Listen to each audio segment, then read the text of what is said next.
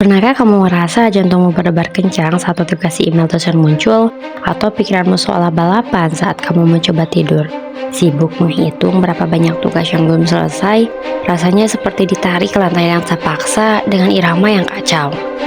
Itu namanya kecemasan, bukan musuh, tapi mungkin teman dansa yang kurang diajak bicara yang perlu kita kenali iramanya.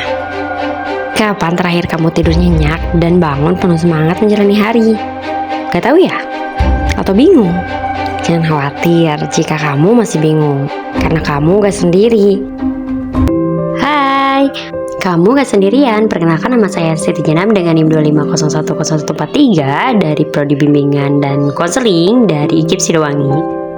Kesehatan mental bukan sekedar tidak gila. Ini adalah pondasi agar kita bisa memaksimalkan potensi, prestasi, dan melewati badai kehidupan mahasiswa yang menantang. Namun jika kecemasan itu mulai melumpuhkan, membuatmu menghindari kelas, presentasi, prokrastinasi, atau bahkan menangis tanpa alasan, itu tandanya kita harus bertindak. Dan mari kita mulai dari dasarnya.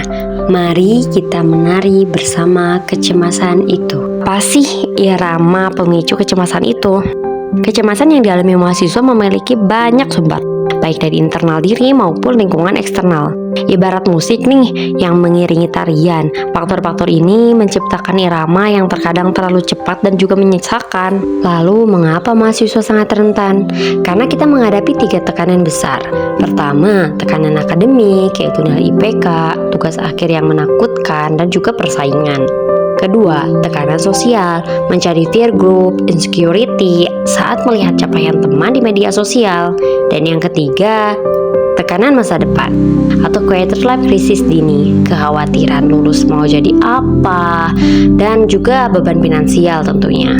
Nah, sekarang faktor internal, pola pikir negatif, ketakutan akan kegagalan, fear of negative evaluation, dan kurangnya kepercayaan diri terhadap kompetensi yang dimiliki. Semua faktor ini menjadi musik keras yang memicu irama dansa kecemasan kita. Lalu, apa sih melodi sumbing atau isu-isu krisis kecemasan mahasiswa? Nah, ketika kecemasan tidak dikelola, ia menciptakan melodi yang sumbang dan merusak kualitas hidup mahasiswa. Isu-isu ini adalah dampak nyata yang perlu mendapat perhatian serius. Penurunan performa akademik, kecemasan berlebihan dapat menyebabkan kesulitan fokus, menunda tugas atau prokrastinasi, dan hasil ujian yang buruk, menciptakan lingkaran setan yang semakin memperkuat kecemasan. Juga gejala fisik dan psikosomatis. Kecemasan sering termanifestasi dalam keluhan fisik seperti sakit kepala, gangguan pencernaan, jantung berdebar, hingga gangguan tidur atau insomnia yang menghambat aktivitas sehari-hari tentunya. Dan juga penarikan diri dari lingkungan sosial. Mahasiswa cenderung mencari kegiatan sosial seperti menghindari presentasi atau enggan mencari bantuan karena stigma dan rasa malu, mereka menjadi terisolasi. Dan untuk stigma dan juga akses bantuan, nyatanya mayoritas mahasiswa masih enggan mencari bantuan profesional seperti psikolog atau konselor karena takut dicap lemah lah atau bahkan gila. Juga keterbatasan layanan kesehatan mental yang terjangkau di kampus menjadi isu krusial. Oke, kita sudah bahas ya tentang bagaimana faktor penyebab kecemasan juga stigma gitu. Nah, lalu apa sih cara untuk mengatasi kecemasan di kampus itu gitu? Nah, kalau misalnya aku tanya kembali gitu, kamu pernah gak merasa cemas di tengah hiruk-pikuk kehidupan kampus? Tentu jawabannya pernah ya kan? Tugas menumpuk, ekspektasi tinggi, dan juga rasanya sulit sekali gitu untuk bernapas lega. Oke.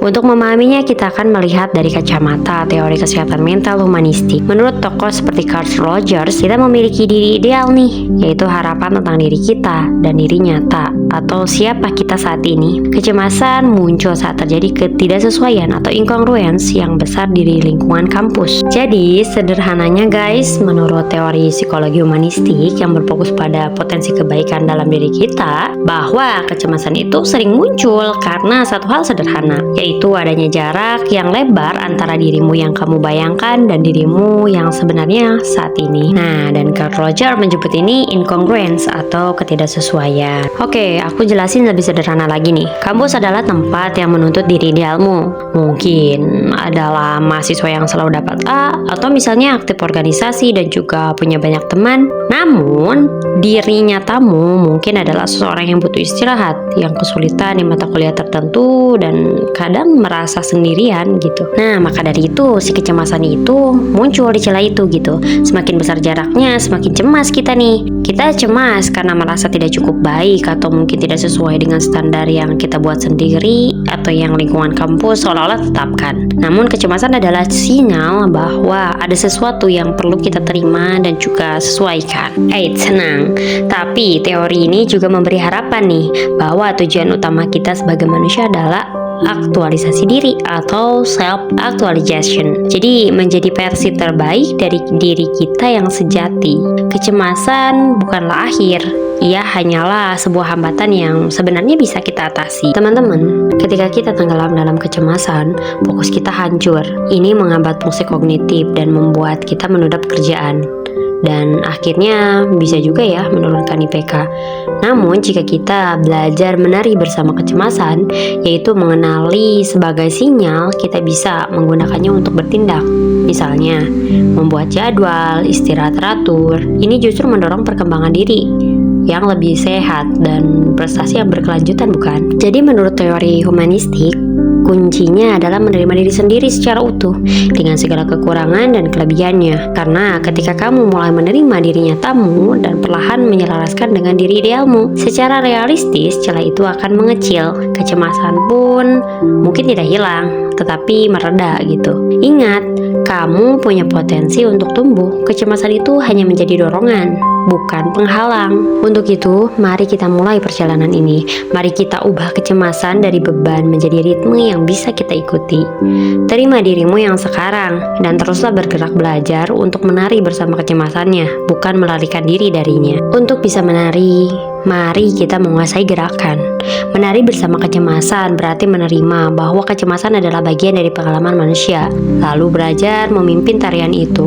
Penanganan kecemasan di kalangan mahasiswa harus bersifat holistik, yaitu melibatkan diri sendiri dan juga institusi. Gerakan tarian diri atau individual, yaitu dengan cara manajemen waktu dan prioritas. Pecah tugas besar menjadi langkah-langkah kecil, terapkan perencanaan yang realistis atau problem focus coping.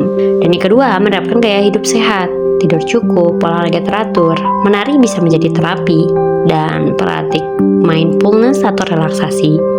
Yang ketiga, eksplorasi diri, kenali nilai-nilai dan kekuatan pribadi, fokus pada apa yang bisa dikontrol, bukan yang tidak bisa. Tarian yang indah memerlukan koreografi yang bagus. Koreografi yang bersama lebih menarik. Dukungan sosial yang membuatmu menari bersama kecemasan lebih terlihat mudah, yaitu membangun dukungan sebaya, peer support. Berbagi pengalaman dengan teman yang dipercaya dapat mengurangi beban dan rasa sendirian, atau komunikasi yang terbuka, berbicara jujur dengan dosen pembimbing atau keluarga mengenai tantangan yang dihadapi. Rasa-rasanya tarian dan juga koreografi yang bagus lebih indah lagi jika difasilitasi dengan panggung. Sebuah tarian untuk membersamai kecemasan adalah fasilitas institusional, yaitu optimalisasi layanan konseling kampus. Jadi kampus menyediakan akses mudah dan tanpa stigma ke psikolog atau konselor gitu. Edukasi kesehatan mental harus menjadi bagian dari kurikulum, atau juga pelatihan dosen-dosen perlu dilatih untuk mengenali tanda-tanda kecemasan pada mahasiswa dan memberikan dukungan akademik yang adaptif. Juga program pencegahan, yaitu mengadakan workshop tentang manajemen stres, coping mechanism, dan keterampilan sosial secara rutin. Oke teman-teman, jadi menari bersama kecemasan bukanlah tentang berhenti gemetar, melainkan tentang belajar bergerak luas meski tangan sedikit berkeringat. Dengan kesadaran diri, dukungan lingkungan, dan juga strategi yang tepat, mahasiswa dapat mengubah irama kecemasan menjadi melodi ketangguhan yang menguatkan perjalanan mereka menuju kedewasaan dan juga kesuksesan. Oke teman-teman, kita sudah membahas konsep kecemasan, faktor pemicunya, dan bagaimana penerimaan diri ala humanisme membantu kita. Ingatlah, kecemasan adalah bagian dari pengalaman manusia yang menantang. Kamu tidak sendirian dalam tarian ini. Hari ini kita telah belajar bahwa kita bisa menari bersama kecemasan. Maka temukanlah ritmemu sendiri. Oke guys, sampai jumpa. Terima kasih telah mendengarkan. Salam sehat.